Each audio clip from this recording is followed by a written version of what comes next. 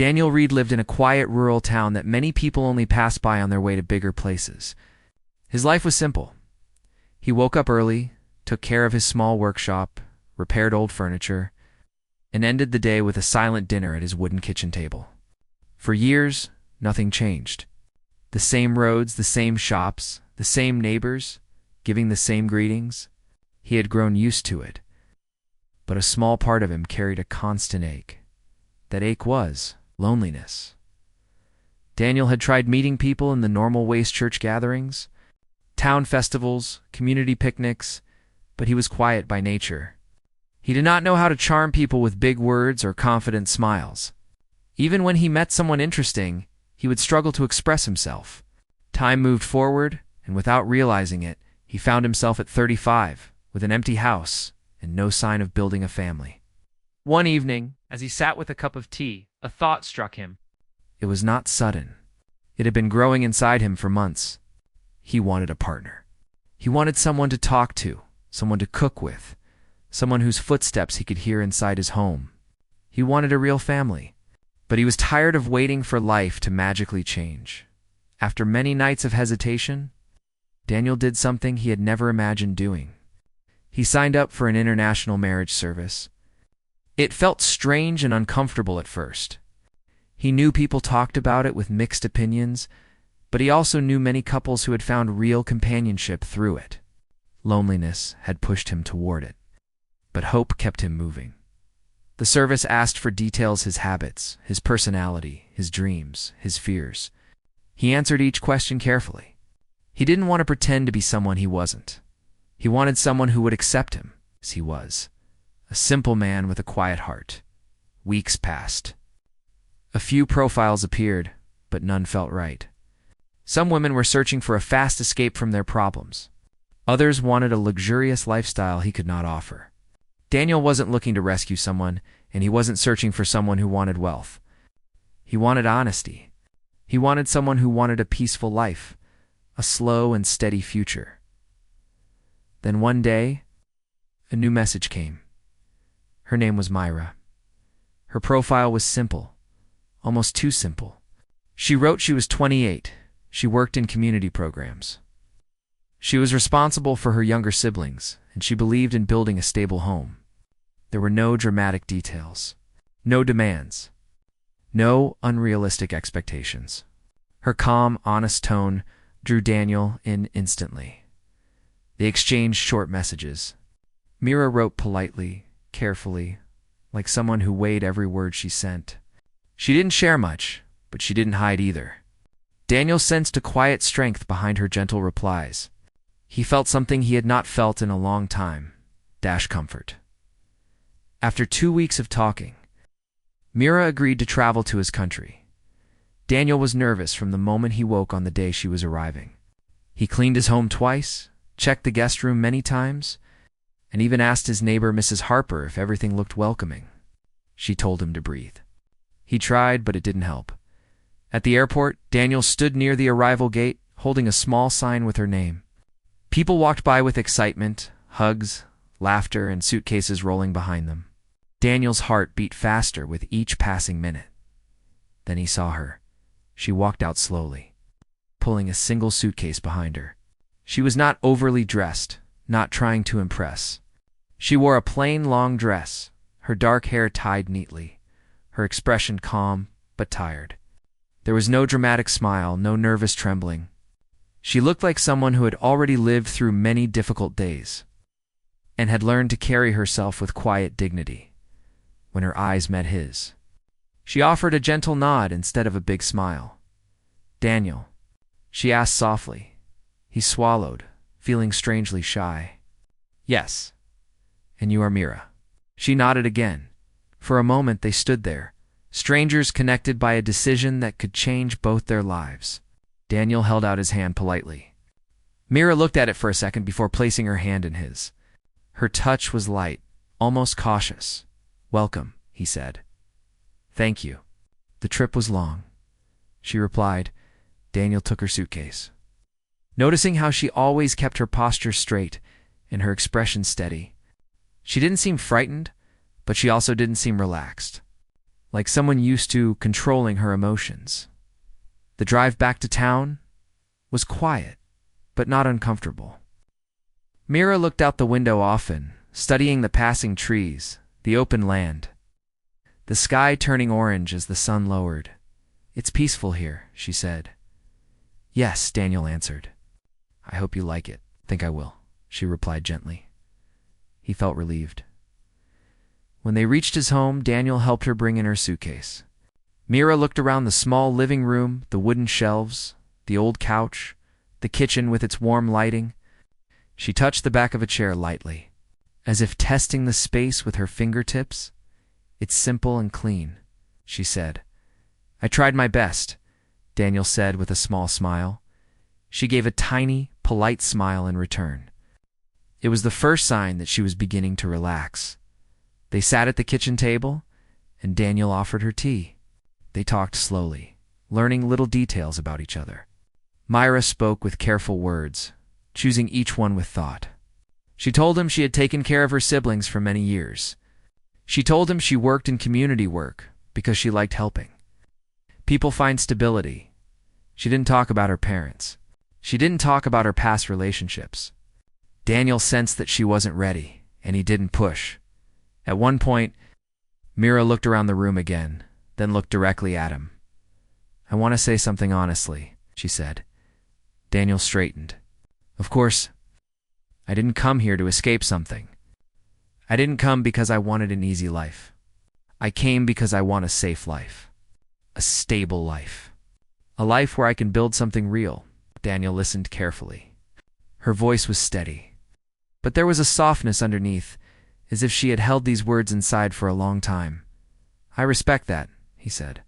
"I want the same." She nodded. "I don't expect perfection.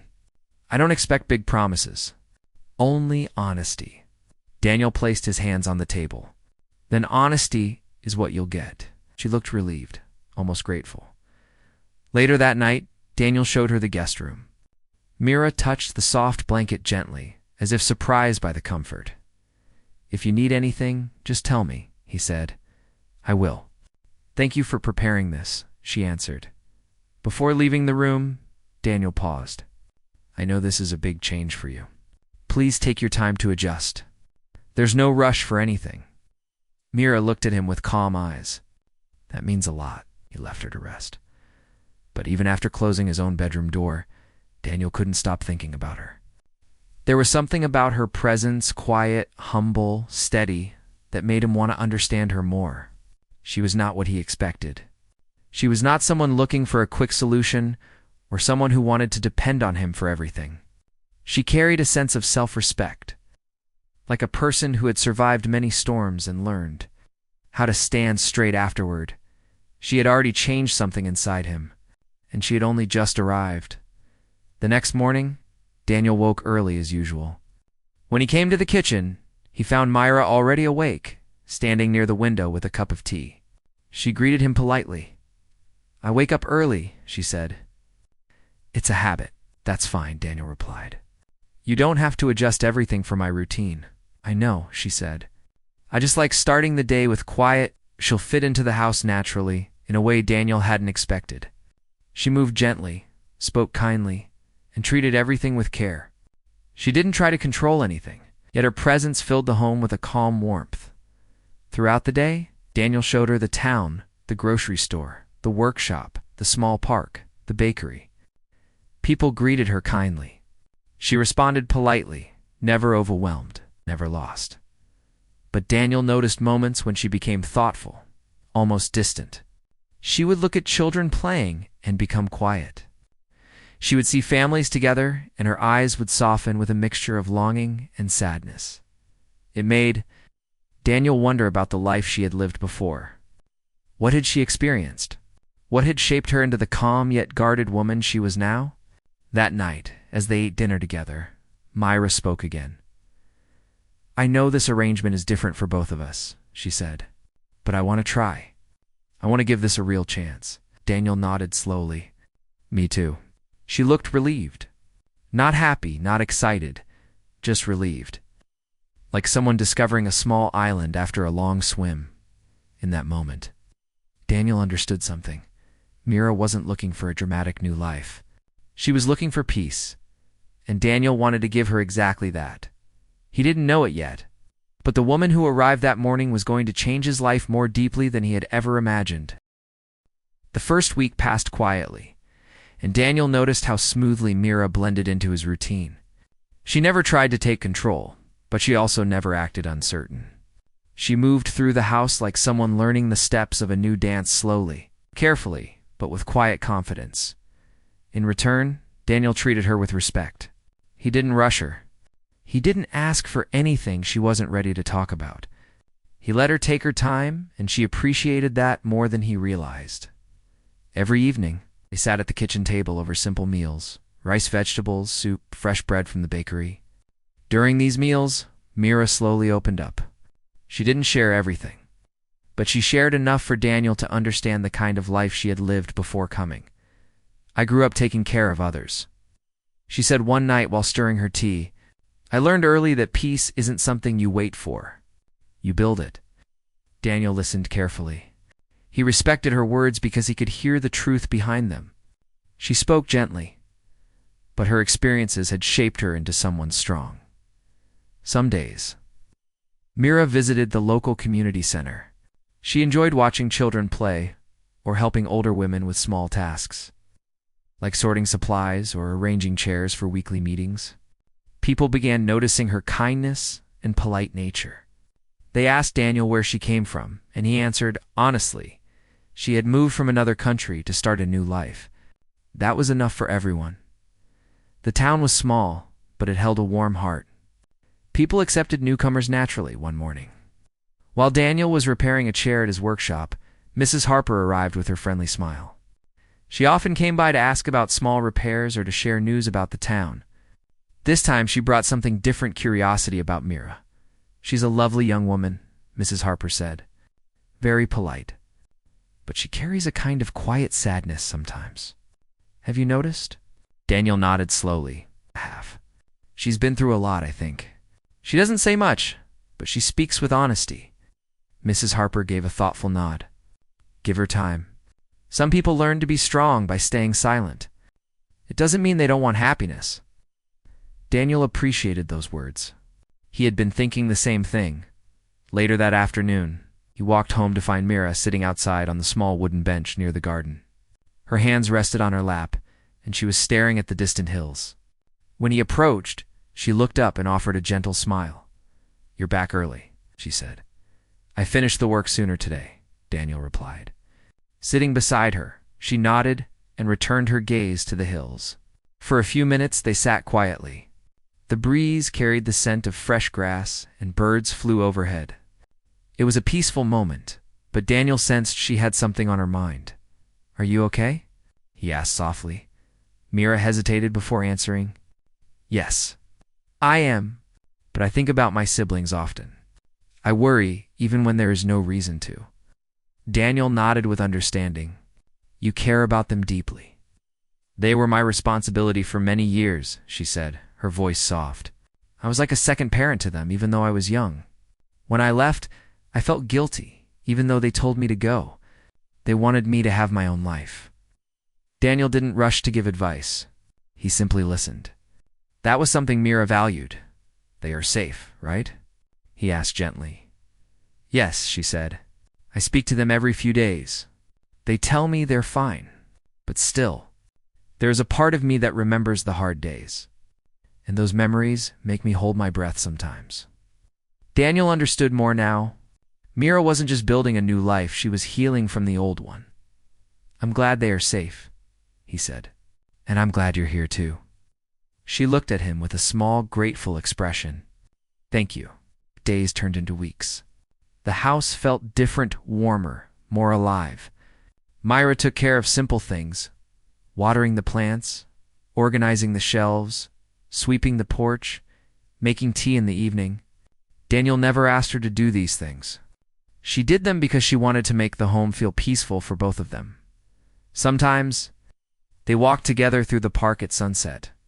Mira liked watching children play, though she always became quiet afterward. Daniel sensed she missed her siblings, but she never let sadness overtake her.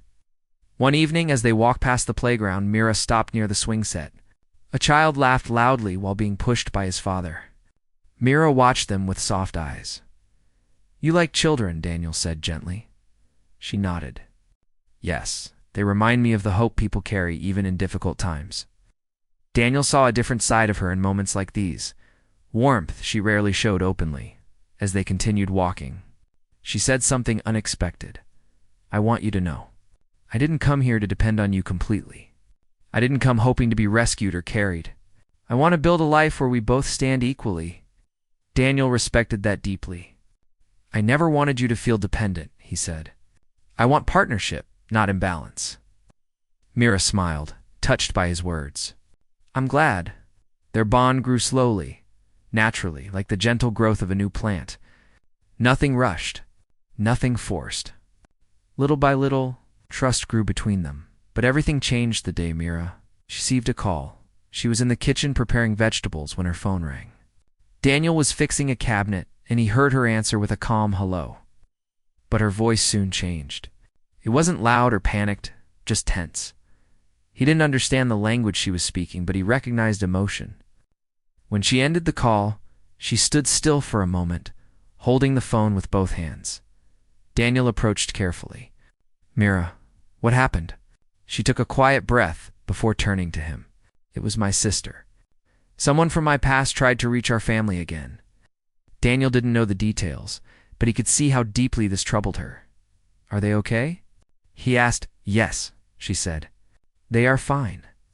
But she said it made them worried again. "I don't want my past to disturb their peace." Daniel placed his hand gently on the table near her, not touching her but showing support. "You're not alone. Whatever happens, we'll face it together." Mira looked at him, and for the first time since arriving, her eyes held clear emotion, fear mixed with relief. "I never wanted to bring any trouble into your life," she whispered. "You didn't," Daniel said firmly. "Life brings challenges to everyone. What matters is how we support each other." She nodded slowly, her shoulders relaxing a little. That evening, she was quieter than usual. As they ate dinner, Daniel decided to speak gently. "You don't need to tell me everything," he said. "But if sharing helps lighten your heart, you can talk to me any time." Mira set her fork down and looked at him with grateful eyes. "There were difficult days," she said. "Days when I felt trapped by responsibilities, by people who didn't respect my choices. Leaving was not easy, but I wanted a life where I could breathe without fear or pressure." Daniel listened silently, giving her space to speak. "When I came here," she continued, "I thought I was only searching for stability. But now, I think I was also searching for kindness." Daniel felt something warm in his chest. "You deserve kindness," he said softly. She looked down at her plate, touched by his words more than she knew how to say. In the days that followed, Mira grew closer to Daniel. She helped him at the workshop once or twice, handing him tools while he repaired furniture. She sat nearby reading or writing notes. Daniel enjoyed her presence there. She didn't interrupt his work. She added quiet company, something he had longed for. One afternoon, as he sanded an old wooden table, she said, "You're patient with everything." "Even with the wood." Daniel chuckled softly. "Wood teaches patience. If you rush, it breaks." Mira nodded, understanding the deeper meaning. She began opening up more. She talked about her siblings' dreams, her love for simple routines, her wish for a peaceful life. Daniel shared his own thoughts to his fear of growing old alone, his wish for a loving home, his desire for a life built on small joys. One day, while they worked side by side, Mira suddenly asked, "Did you expect someone different when you wrote to the service?" Daniel paused, thinking carefully. "I expected someone who wanted a quiet life, someone kind, someone honest." He looked at her gently. "And that's exactly who you are." Her eyes softened in a way he hadn't seen before. A quiet glow replaced her old cautiousness. "Thank you," she whispered. As the sun set that evening, Mira stood in the doorway of the workshop, watching the golden light fill the room. "This town. Your home. It feels safe," she said. "I haven't felt this in a long time." Daniel walked over to stand beside her. I'm glad you feel that way. She looked at him with a mixture of gratitude and calm trust. I want to stay, she said softly. Not because of the arrangement. Not because I need a place. But because I feel I can build a life here with you. Her words surprised Daniel. Not because he doubted her, but because he had waited silently for her to feel this way on her own. I'm here, he said quietly, and we can build something real, step by step. Mira gave a small, sincere smile filled with assurance. In that moment, something changed between them. Their connection shifted from polite companionship to something deeper, steadier. Trust was no longer a slow process. It had become a shared foundation. Mira was no longer just someone who arrived in his life through an arrangement. She had become someone who understood him, someone who shared her truth with him, someone who wanted a future where both could grow. And Daniel realized he didn't just offer her peace. She brought peace into his life too. When Myra told Daniel she wanted to stay in it because of the arrangement, not because she needed a place, but because she truly wanted to build a future, it changed something inside both of them. It was not dramatic, not loud, not emotional, in an overwhelming way. It was a quiet shift. Like watching morning light fill a room that had been dim for years, Daniel had always imagined companionship as something that might feel uncertain or difficult. But with Mira, it felt steady. Every day, she revealed small pieces of her inner world. And every day, Daniel felt the walls around his own heart soften. But even as things grew warmer between them, life continued with its usual complexities. Myra was adjusting to a new country, new people, and a new culture. Daniel was learning how to support someone who had lived a very different life. Both were discovering how to move together without rushing or misunderstanding. One morning, Mira sat by the window, sipping tea as the sunlight spread across the table. Daniel watched her from the kitchen doorway.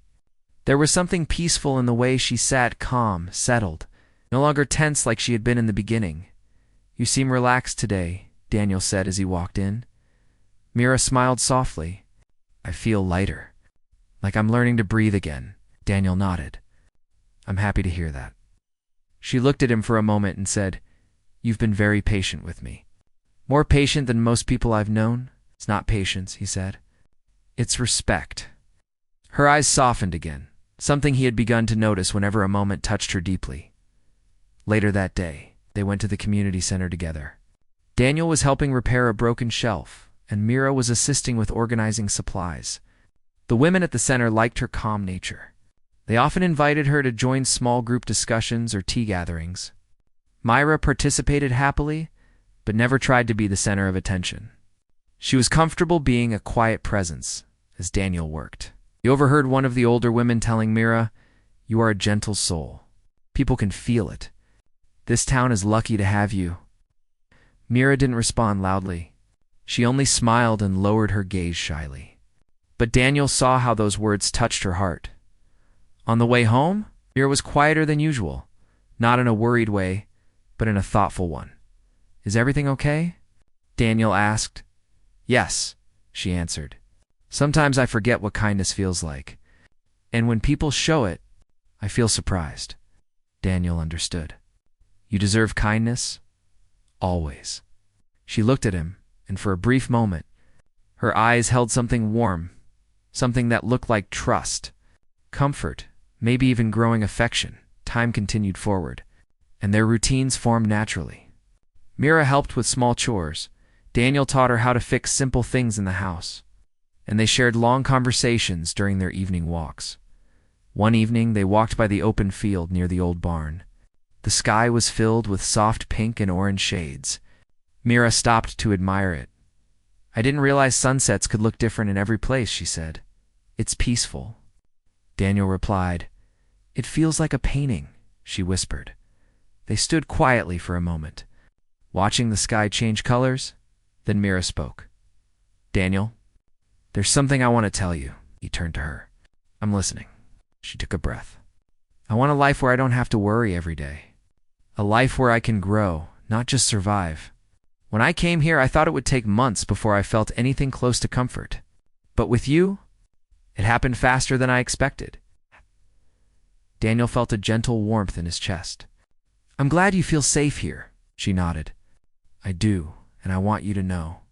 This home feels like mine too. Not because you gave it to me, but because we're building it together. Daniel couldn't hide his small smile. That means more than you know. But life was not without challenges. One day, Mira received a message from her younger brother saying he had an important exam coming up and needed her guidance. Though the message was simple, it stirred old memories, her years of responsibility. Her constant fear of failing those she cared for. Daniel saw her sitting on the porch later that day. Holding her phone with a distant look. Worried? He asked gently. A little, she admitted. Sometimes I forget I'm not there anymore, but they still need me. Daniel sat beside her. Caring doesn't stop with distance. I know, she said softly. I just hope they can make their lives better than I could. You did your best, Daniel told her, and your best helped them get here. She looked at him, searching his eyes for sincerity. When she found it, she relaxed. That night, Mira spent some time video calling her siblings. Daniel stayed in the other room, giving her privacy. When she finally came out, she seemed calmer. They're doing okay, she said. Better than I thought. That's good, Daniel replied. You taught them well. She smiled with quiet pride. Maybe I did. A few days later, something unexpected happened. Daniel received an invitation to a community dinner at the local hall. These dinners happened every month, but this time, people wanted him to bring Mira, long so the town could welcome her officially. Daniel was unsure if the crowd might overwhelm her. When he told Mira about it, she thought for a moment. A big gathering. She asked gently. Yes, he said. But only if you feel comfortable. She paused again, then nodded. I want to go. It's time I meet more people. Daniel admired her courage. Big events could be intimidating for anyone, let alone someone adjusting to a new place. When the evening came, Mira wore a simple, light-colored dress. She stood nervously by the door as Daniel grabbed his keys. You look nice, he said sincerely. Mira smiled shyly. Thank you. I hope I don't say something wrong. You won't, Daniel said. Just be yourself. At the dinner hall, people welcomed them warmly. Many already knew Mira through small interactions at the community center. This was her first time being surrounded by so many faces at once. Daniel stayed close to her, introducing her to those who approached. Mira handled each interaction with calm politeness. She listened carefully, responded thoughtfully, and smiled gently. People admired her grace. At one point, Mrs. Harper approached and hugged Mira lightly. We're happy you're here, dear, she said. This town needs more hearts like yours. Mira blinked with surprise at the affection, but she smiled genuinely. Thank you. I'm happy to be here. Daniel noticed how Mira carried herself with quiet dignity. She wasn't trying to impress anyone. She was simply being herself, and people respected that. On their way home, Mira exhaled deeply. That was a lot, she said, but she smiled. A good kind of lot. Daniel chuckled. You handled it better than I ever could. She looked at him warmly. Thank you for staying beside me. It made everything easier. The next few weeks were filled with simple joys. Mira helped Daniel repaint the workshop walls. They planted small flowers in the garden. They fixed an old cabinet together, laughing when the drawer got stuck. Their days blended naturally, like two rivers joining into one. One afternoon, Myra said something that stayed with Daniel. Do you know what feels new to me? She asked. What? Peace, she answered. I used to think peace was something temporary, something that could disappear any moment. But here, with you, it feels steady. Daniel felt touched. I'm glad, she continued softly. I don't feel like a guest anymore, Daniel. I feel like I belong. Daniel's voice warmed. You do. As spring arrived, Mira grew more confident. She made new friends at the community center, explored the town on her own occasionally, and even took part in local events. Daniel watched her with pride, knowing she had rebuilt her own world step by step. One evening, while they sat on the porch watching fireflies glow in the grass, Mira looked at Daniel and spoke with quiet certainty.